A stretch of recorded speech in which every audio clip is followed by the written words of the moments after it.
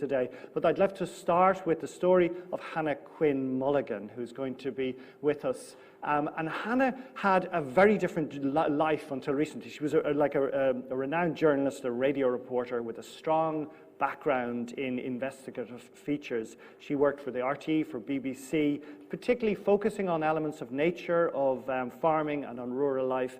And Hannah has now changed her life a little bit. So what I'm really keen to find out about that. So we'll hear from Hannah Quinn-Mulligan.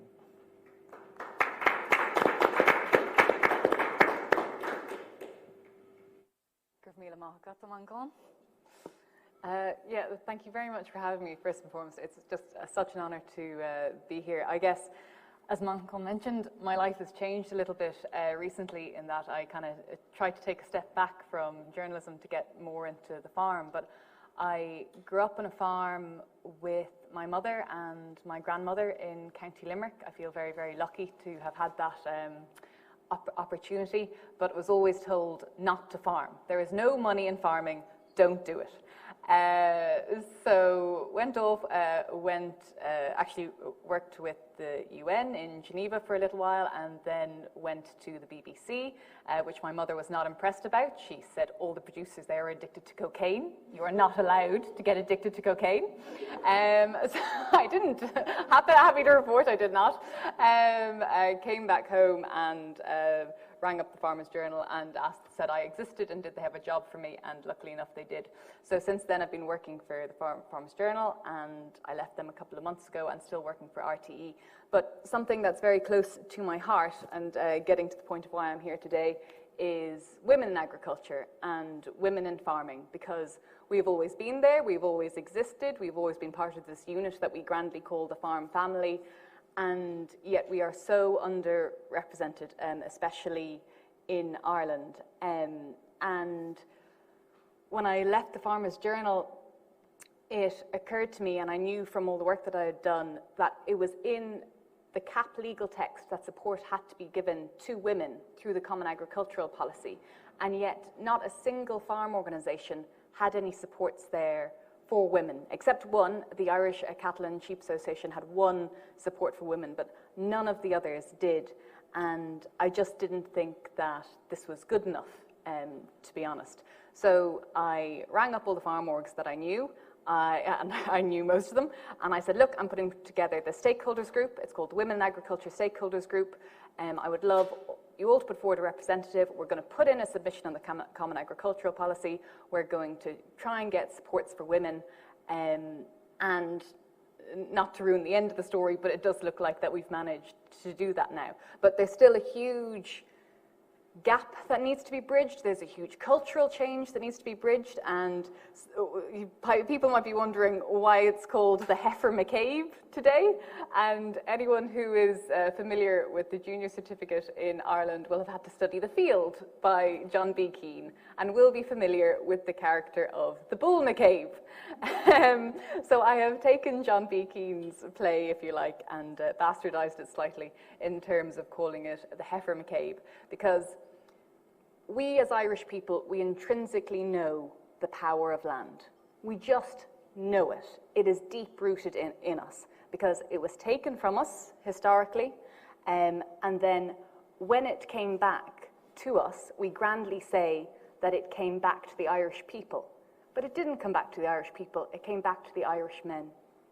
And that's something that we need to write, especially if you consider only 12% of farmers in Ireland are women officially. And I'm going to play a little game. I don't know if it'll work, but if the two rows on that side of the room, would you just mind raising your hands just in the air for a minute? So you are Latvia, essentially. So in Latvia, roughly 50% of the farm population are women and officially farmers on the land. And then on this side of the room, Jim, will you raise your hand? Jim, you're Ireland. About 12% of farmers are officially, and that's the key word, officially women. Whereas actually, if the whole two rows on this side, on the other side, if you raise your hands, so now you have the unofficial numbers. So officially, only 16,000 women are farming. unofficially 70,000 women are farming in Ireland, and 40,000 of those are wives. And yet they don't get any of the recognition, they don't get any of the farm payments. So that's why I'm calling on the heifer McCabe today to try and channel some of that land ownership and land pride that we have. So I'll get going. So as I mentioned, just 16,100 women are officially farming in Ireland. That is not a true reflection of what is happening on the ground in any way, shape or form. And on top of that as well, there isn't a sense of fairness or sharing, because only 3.8% of the farms are in partnerships, and male-female partnerships, and that's a key area that the Women in Ag Stakeholders Group are looking at, because one of our overarching aims is that we go from the 12% to 25% female farmers by 2030. And I am not expecting to, click my heels and all of a sudden, out of nowhere, women are going to appear on farms. We're already there on the farms, but we need to be brought on in partnerships, and we need to be given a voice, because up to now we've been voiceless. We've been serving food at kitchen tables, we've been in the background, but it's time now to actually give us that recognition. Something that scares me quite a lot is the next figure, which that there are more women who are considered to be actively farming by the Department of Agriculture over 80 than under 40. And what that shows is that we aren't considered as young successors, because that statistic is not true of male farmers in the same age demographic. So if you have, and I hear this story, and I don't know if other people hear this story, where there's a farmer at home and he is lamenting the fact that his son has no interest in the farm. What's going to happen? What's going to happen? Who's going to take over the farm? Completely oblivious to the fact that he's got 3 daughters outside that are on the tractor, that are forking up silage, that are making bales every year. And yet I have it with my own a friend of my own. There's a daughter and a son at home. The son has absolutely no interest in farming. The daughter has a degree in agriculture and is just deeply embedded in it. And yet the farmer is still going, what am I going to do? Who's going to take over the farm? And you're like, the answer is right there in front of you. It's all about that cultural change and cultural mindset as well. And there's this thing as well, and it gets thrown at me, like, but what about the name? And Mancon will know this as well from Irish. Like, we are so deeply rooted in our identity to the name. And even going back to the Irish, you're of someone. And Nuala Ní Dhomhnaill, the famous Irish poet, has that famous thing that when she moved to Kerry as a child, she was asked, Cé leisú, as in, who do you belong to? That kind of thing. And I totally understand that, and I respect that. But once again, as a woman who grew up with a double-barrel name, the worst thing that can happen is your children will learn the alphabet a bit faster. That's it. That's all that's going to happen, And in Irish, my name is Ní Quinn-Mulligan. More letters. It's great, I promise. It's just an academic tool and should be treated as such.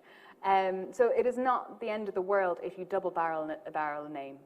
It can happen and it's possible. And then I have another. Oh yeah. So over 90% of farm payments from Brussels goes to one gender in Ireland, and that gender is men. And it frightens me that it has taken until 2021 for anyone to scratch their head a little bit and say, hold on, is that not okay? Because, if you're in any other system of the civil service or a government department, and all of your money, all of the money that was coming down from the Commission or from the European Union was going to one gender, I think that would have raised a bit of a red flag for you before this. And that's the thing with working in areas to do with gender rights as well. And my mother would point it out quite a lot, because she has a degree in women's studies, that women, we don't get paid for raising the issues that we have. And even all of the work with the Women in Agriculture Stakeholders Group and putting it together, and I think I've been working on it for about 20 hours a week easily, kind of every week since we have put it together. It is all voluntary. And I am not saying that in any way, shape or form to say, oh, woe is me or anything like that. I would do it again in a heartbeat, and I will keep doing it until we manage to bridge that gap. and I am delighted that we have the full weight of the farm organisations behind us. But we as a society, if we want to change culturally, not just in agriculture, but even if you look nationally, I think it's only 13% of the CEOs in Ireland are women. We really need to look at this and take this seriously, because we talk about driving change in agriculture. That change isn't going to happen unless we actually manage to get women on board as well as men. It's fundamentally important.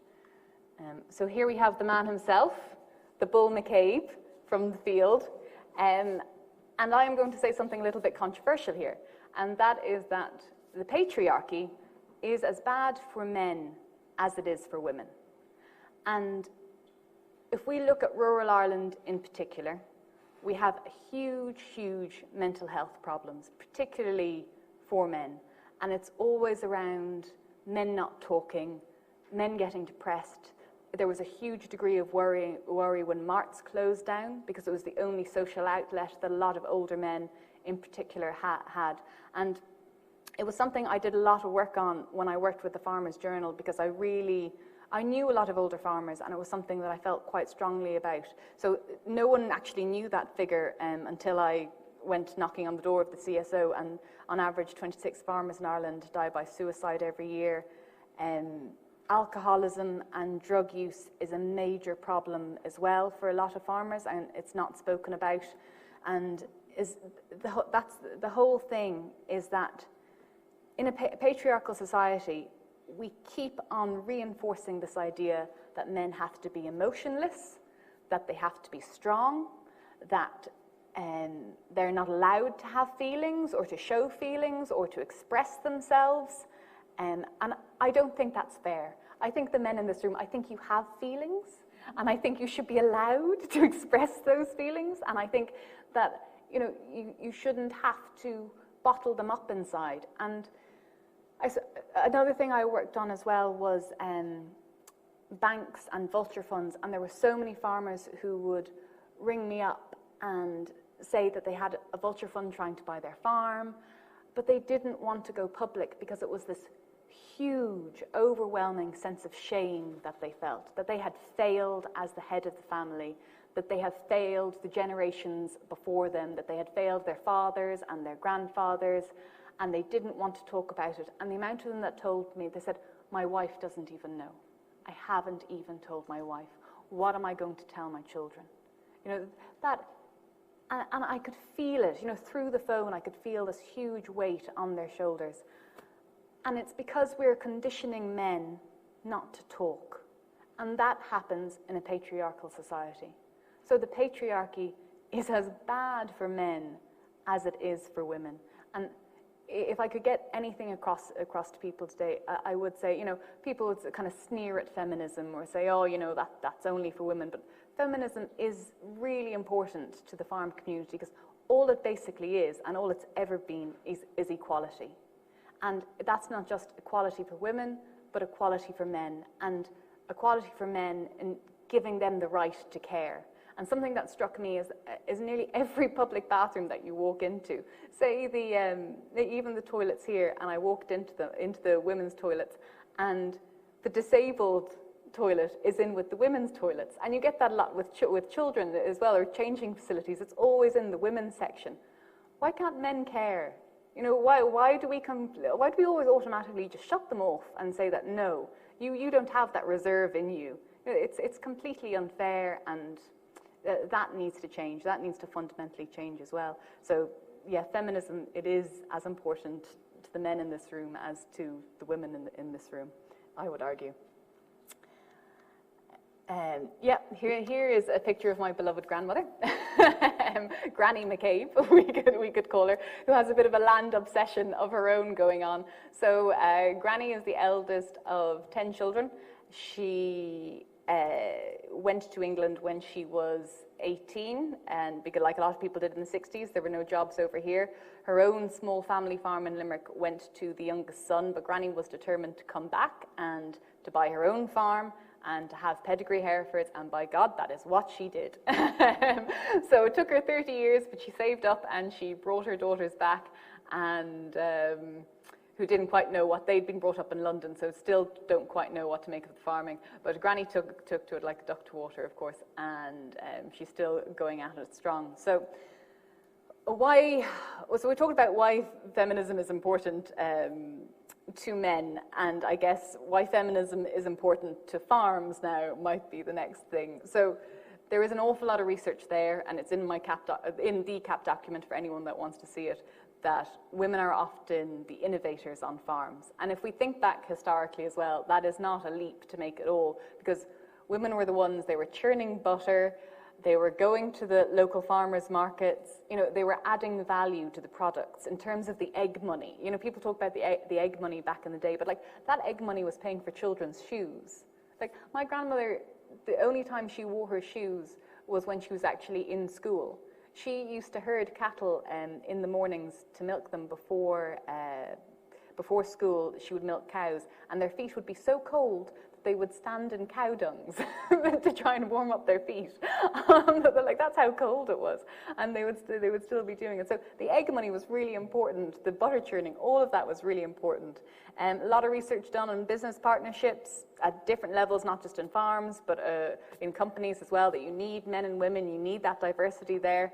And then fundamentally, if you cut off one half of the farm family from the decision-making process, if you tell the daughters in the family, and you're not telling them, I'm not saying that any farmer is going around saying, daughters, you will not inherit the land. It's obvious. You grow up with it. If the boy is constantly being encouraged to go outside and the girl is constantly being encouraged to stay inside, then she knows she's not going to inherit the land or doesn't have an opportunity to. And something that's very telling is that if you look at the figures from the level 8 in agriculture and UCD, and they'll say, oh, but it's basically, 50-50, boys and girls. But if you look at what those girls are specializing in, they're not specializing in dairying. They're not specializing in what would be considered, the hard agriculture side of it. They're specializing in what people term the soft side of it, or the innovating side of it, or the added value side of it. And with all the challenges facing agriculture, whether you're looking at biofarming, whether you're looking at organics, whether you're looking at derogation, you are going to need those innovators. So to cut them off now at a key point in farming is just foolishness. So that's another reason why we just need to bring the women back and say that there is space for you here, and we will accommodate you. You are important to us, and we should be important to you. So some of the things that we have managed to do from the women in agriculture stakeholders' point of view. And once again, it's going back to as well is that no one was looking for this information. All of the information that we garnered were through Freedom of Information requests to the Department of Agriculture. The Department of Agriculture has been very good in working with us. I found them very proactive and very constructive. But I don't think they had realized themselves how bad the figures were in terms of there was a knowledge transfer scheme, a farm discussion scheme. There were 19,000 participants, only 3,000 were women. And if you break that down to different counties, there were just two women in County Wicklow who took part in that scheme. In Longford, the county next door to this, there were just 3 women who took part in that scheme. And that's ridiculous. That is not in any way, shape or form reflective of what's actually happening on farms around the country or in Longford. I don't believe that there are only 3 women farmers in Longford. I'm open to correction, but I'm pretty sure there are probably more. And another part of it as well was we have here what's called a TAM scheme, Targeted Agricultural Mechanization Scheme. And it's basically sheds and machinery. And there again, this multi-million euro scheme, and yet less than 4% of the money from that overall scheme went to female farmers. And drill down a bit more, and fewer than 100 women under 35 got any of that money. And if you aren't investing in your farm, or if you aren't trying to create it more viable, then chances are that it's not going to survive the test of time. And it was something that spurred us on as well when we put forward our submission. And we said, okay, well, younger women, if you're under 40, you already get access to a Young Farmers Grant, a 60% Young Farmers Grant. But things are so bad for women that we think that there should be a 60% grant for women over 40 as well. So I'm really happy to say that somehow in the last couple of months we've managed to pull things together enough, and fair play to the Minister for Agriculture, Charlie McConalogue, as well, for listening to us and his department. And there will be a 60% grant for women over 40, which is big, because it will also mean that we're trying to incentivize partnerships as well. So for the wife that's working on a farm, for the daughter-in-law even, if she is brought on in a farm partnership, then that farm will get access to a 60% grant. So there is a carrot approach, if you like, to try and make this happen. And we've also managed to get female-only farm discussion groups as well, which is a big thing, because a lot of women would say that they feel intimidated going into male-only discussion groups, and there's a lot of research there. It is just an option, so if you don't want it, you will not have to go into it. But I know for myself, when I did my level 6 in agriculture in Limerick, I was one of 3 women and about 100 men, and any time I raised my hand or tried to ask a question, the phones would come out and lads would be trying to take Snapchats of you or something like that, because they had never seen a woman ask a question about farming. You know, and that's not really conducive to best educational practice. So for one CAP cycle, we're saying, look, let's just build up women's confidence. Let's give them the opportunity to have female-only groups, and after that, you know, hopefully we won't need it ever again. Hopefully we'll be all right. So yeah, so that's really important. Another element, and it's just a quick anecdote as well, because, you know, some people were quite negative about the idea of female-only groups, I would say, and even women would say it was segregation that we were trying to promote. But a young female farmer rang me up. She is milking 300 cows, and she set up her own female-only discussion group. And she said, I'm delighted that you're trying to make it happen mainstream. She said, because I tried to join a normal group, a mixed group. I rang up the lads down the road and tried to join their group, and they told me that they couldn't let me in because the lads would have to start behaving themselves. It's like, right, okay. And then she said, and I tried to join another group, and there was a waiting list. And bear in mind, she's milking 300 cows. And they took on a guy who hadn't even started milking yet over her. And I am not saying that is the case for every woman out there, and I'm not saying that is the case for every farm discussion group out there. And I have been overwhelmed by the support from men as well as women in terms of the work that we are doing. But there is a lot of ground to cover. And hopefully, and what we're going to keep pushing for, is that these measures are just the start of something that's going to bring about a cultural shift in the mindset of the patriarchy in Ireland. So not just the bull McCabe's, but hopefully we'll develop a couple of heifer McCabe's as well going into the future. So yes, so that is it from me. So I'm open to questions and discussion. Yeah.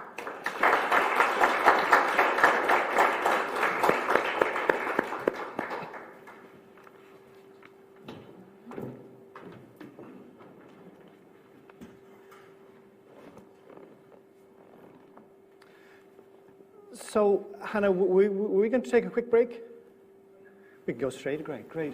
Hannah, that was a revelation on so many forms. Like, it was both humbling and harrowing. The fact that 90% of farm payments go to men, but it was really the prejudice that I'd never thought about. I'd never thought that in the same way we look at, you know, in our past we used to look at a surgeon as a male, we think of as a farmer as a male figure. And like Alan Williams was yesterday talking about this, the neighbour effect. You can have the most pioneering farmer ever. Next door, the farm will be dying, but they won't change. And this is a sociological phenomenon that's understood. You can have an amazing exemplary farm. The neighbours won't change, often because of pride, which is a male thing. And so that a woman perspective would be open to that, thinking, wait, there are other ways of doing it, other ways of learning. And the other thing that struck me was I did a project in Yunnan province in China, where the only reason I went to Yunnan, the biggest biodiversity is there because the matriarchal tribes are there. The women control the land, and the land is so much more fertile. But I'd love to hear what Sean and John, what your response is to Hannah. Well, First of all, I'm horrified to think in 2021 that we're even having these discussions. That's the first thing to say. And as manager of Leitrim Organic Farmers, we've always had a high participation of women in the co-op, and they've been extremely good and extremely loyal through the years as well. And I've always treated them as, equal to everybody else. There's always been that. And also as well, when it has come to involvement, women seem to have been much more attracted to agroecology and to organics and been more and have participated more. And we'll hear a little bit later from Talamh Bio today. And their core group has a 50-50 balance between men and women. And as someone who's attended those meetings, it's extremely refreshing because I believe there's a different perspective that women bring to discussions because and I think this would be a huge loss because in all my discussion groups through the co-op, we've always had women participants. And I'm really shocked at those figures from Longford because one of them was definitely from Longford.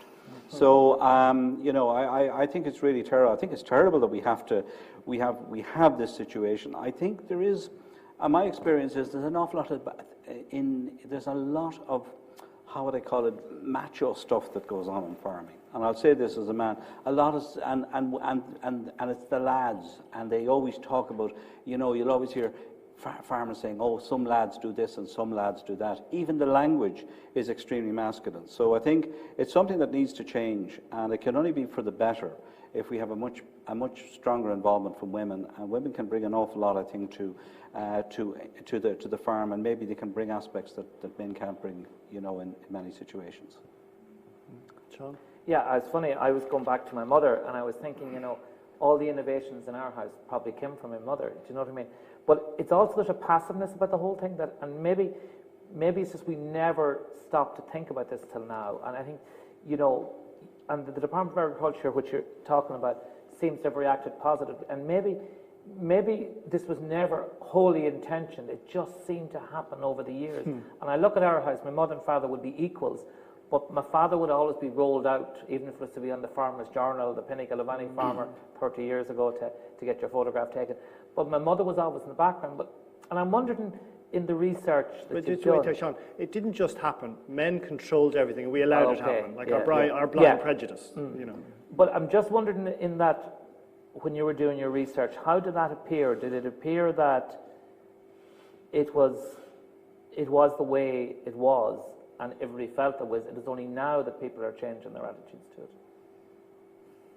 No, I mean, there's a couple of things, I guess, in terms of the cultural thing. I mean, 12% of the farmers in Ireland are women, and yet over 90% of the payments goes to men. And people might be going, oh, that doesn't add up. But that's because a large bulk of those women rent out their land, so they're not in receipt of them, because it's that cultural thing as well. Like, if we had been in Sweden, if we had been in Latvia, John B. Keane wouldn't have had a play to write, because the widow who owned the land that he was renting would have been farming it herself. Like that's essentially it. Kerry would be a very different place in that regard. But it's very kind to say that it was passive, like even in terms of the Department of Agriculture, it being passive, because it suited the people in power, and the people in power were men. And I'm not making out all men are not demons and all women are not saints. That is not true. But it is a really hard thing to share power in any shape or form that it comes in, whether you're at the top table or at an event, or whether you're owning land or anything like that. And we discussed this, land is power, and we know that in Ireland.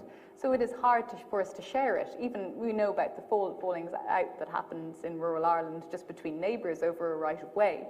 So for the people in power now, men, to put up their hands and just say, like you said, actually my mother was the innovator. And I get that so much. Men will contact me and be like, actually I'm delighted you're doing this because my mother was great. And there's a huge problem facing women, older women especially, in that they aren't getting pensions because they worked their entire lives on the farm and no one paid their PRSI stamps. And I cannot imagine how terrifying that is, to be facing into your old age and to not be getting any money, and to not have any money of your own, and to be expecting to be living on, and that's still a huge problem.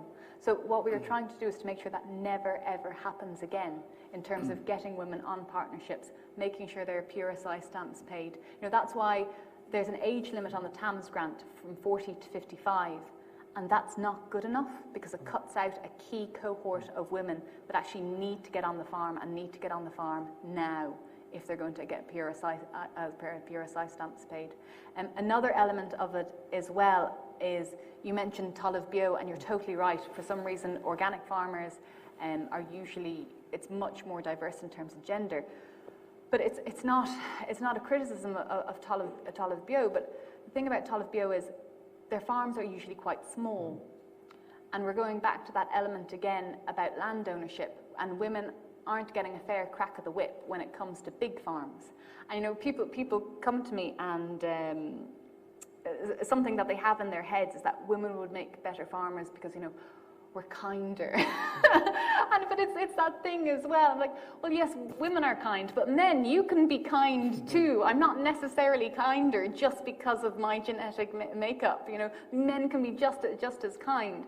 And it's that kind of thing of like this idea that, well, women would never be, a derogation farmer or anything like that. I'm like, no, she has just as big a right to farm whatever way she wants to farm. I don't mind, as long as she gets a fair crack of the whip. And right now, they are not getting a fair crack of the whip. And another woman contacted me, and her father was farming 200 acres. He gave 180 acres to the son, and she is farming mad and gave her 20 acres. It's not fair. It just isn't fair anymore. So yeah, that's what we're asking for. We're asking for a fair crack of the whip.